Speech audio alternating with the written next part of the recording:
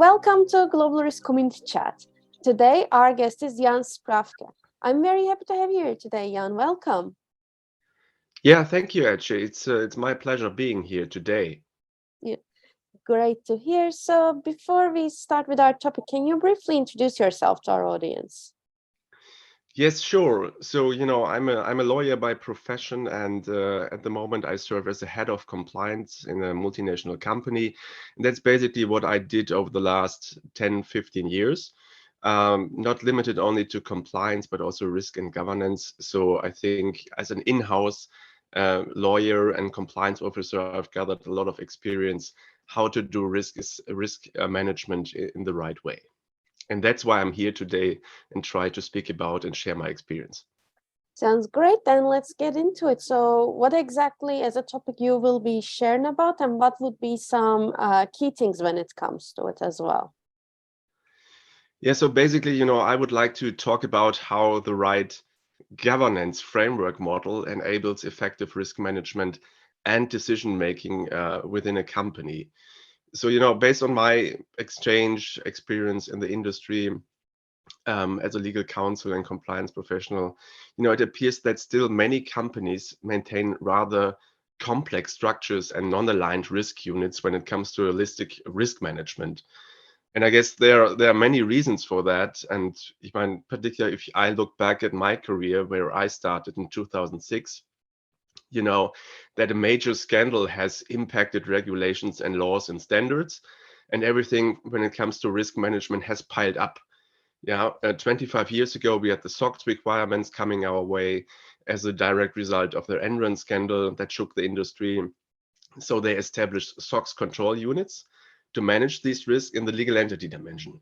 And then we had, in particular here in Germany, the Siemens scandal in 2006. German major companies, they started to ramp up anti-bribery and corruption units.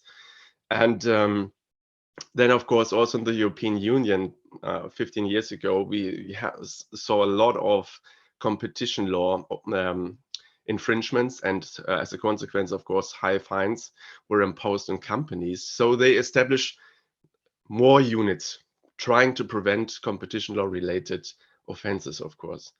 And then if you just take a look about SOX compliance and ABC compliance, so the companies back then started to decide to run risk management, in parallel units. They did not combine ABC compliance and SOX compliance.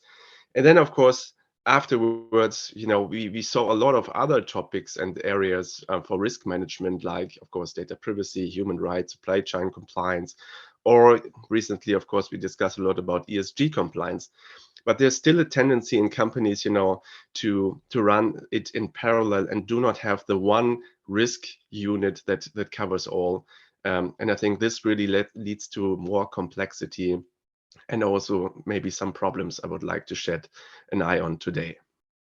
So I hear that there's kind of like a segmentation in terms of risk, whereas this risk professionals should be instead working together, from my understanding, under like a one big risk management umbrella, essentially. So what else would you like to share about this? How do you think companies should be tackling this? How can they maybe like start, like merging these different functions together or so on?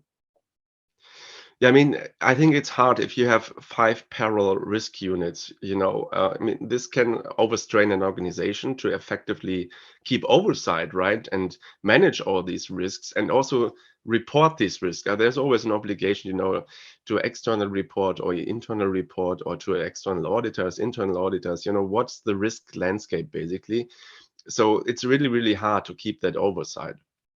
And then, of course, it goes along with that. Oftentimes, companies maintain then 5 different IT tools to manage those risks. And this is also, of course, from a financial point of view. I think a CFO is responsible for risk management. The company will need to pay a lot of royalties and money also just to maintain 5 different risk tools.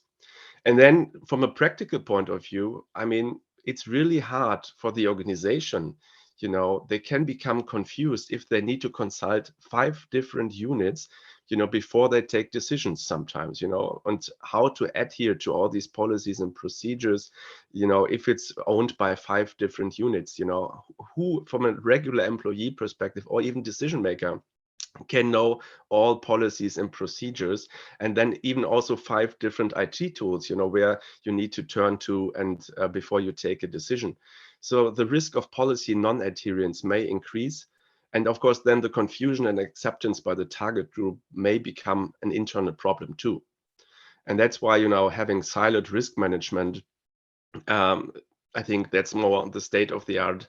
As per my discussions with peers in the industry and associations, it really, becomes time for corporations to correct this, as per my view, and come to a holistic risk management approach and not a siloed one. Sounds interesting, and also it makes a lot of sense. And I want to just kind of ask a follow-up question on this. So for our audience that is listening, maybe, like compliance managers, risk managers, or the decision makers in general, if they were to take some steps towards, like this holistic approach and, like combining these under one umbrella, what would be the first steps they should be taking? What would be the actual takeaway points that they should already start thinking about? Yeah, I mean, in practice, of course, there are often, some obstacles you need to overcome, but I would suggest a 3-steps approach here. And it may sound a bit silly, but in the first step, in particular large organizations, I would suggest, that you do map out and find out first who is doing risk management in your company. That sounds a bit silly, but I think also companies may have not that transparency really everywhere.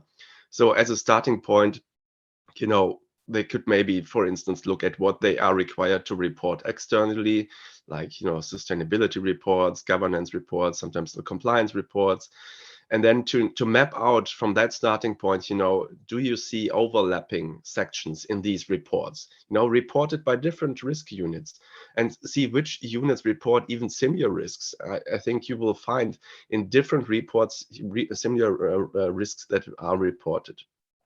And then, I mean, as a second consideration there in the first step still, to find a solution, you can look at the existing decision-making matrix of your organization. So I'm used to work with the so-called RACI matrix that comes from an auditor standard, as we all know. But I think also some companies still don't have this RACI matrix for decision making. So this is maybe a very good exercise for your company to start how you make decisions. And then see in that decision-making matrix, which risk unit needs to be involved, oftentimes consulted, or they need to do some approvals before a decision is taken. And that's also very helpful, to find this transparency and to do this mapping. Then, I mean, this is just some ideas to map out, how is it done as of today in your company. In a second step, now that you know who does risk management, so take a look how they're actually performing it and what area of unification you can identify then. Let me maybe give you one example. You could maybe take a look at the methodology, how risk management is done in these units. And then, you try to find out if they use a similar methodology and divide a bit between risk assessment and identification. And, the second piece for me, we should divide here a bit is the risk remediation. That is, of course, key and crucial. Because if you take a look at the first piece here, the risk assessment and identification is a recurrent and can become a very extensive task. So the team who identifies risks, however, might not be the best unit to manage then later on mitigation. But at least you may have a chance to carve out from other units this risk identification piece and allocate it to one single unit. So for SOX, ABC compliance, data privacy, all these risk assessments can be maybe done by one single unit, at least in your company, and not having it in 4 or 5 parallel units applying basically the same methodology for different risk areas. And I mean, if you do not find common grounds as regards to the methodology, you can at least unify where it's given. If it's only you see in 2 risk units, they use the same methodology, then please combine it in one single unit, this task and exercise. Yeah, so why can it not one team to handle and apply it? Why has it to be several units? And for sure, I'm pretty sure you will find synergies in your companies. Main takeaway is think about the fact, that a complex risk management system itself may pose a risk to a company. Approach it from this angle when trying to convince stakeholders to make changes happen in the organization. And have you heard the recent news from the UK?